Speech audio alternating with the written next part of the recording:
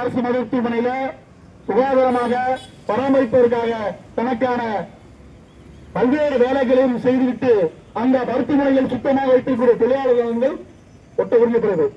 அந்த மருத்துவமனையை சுத்தமாக பராமரிக்க வேண்டிய தொழிலாளர்களுக்கான அடிப்படை உரிமை மறுக்கப்படுது. அவர்கள் சுத்தமாக வைத்திருக்கக்கூடிய கழிப்பறையோட அவர்கள் கூட பயன்படுத்த முடியாத சூழ்நிலைக்கு அவலத்துக்கு தள்ளப்படுறாங்க. மாறாக பெண் தொழிலாளர்கள் பேறுகால இருப்பிற்கு சென்றால் அவர்களுக்கு திரும்ப வேலை வழங்குவது கிடையாது. பேறுகாலத்துக்கு சென்ற தொழிலாளர்களுக்கு சம்பளமும் வழங்கப்படுகிறது.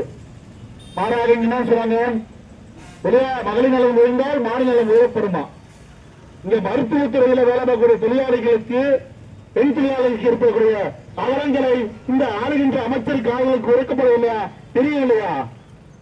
அவர்கள் தங்கள் பினாமிகளுக்கு மூலமாக இது போன்ற சேவை நிறுவனங்களை ஒப்பந்த அடிப்படையில் ஏற்றி நடத்திக் கொண்டு அவர்கள் உழைப்பை ஒட்டச்சுரண்ட வேண்டிய வேலைகளை வெளிப்படையாக செய்து வருகிறார்கள்.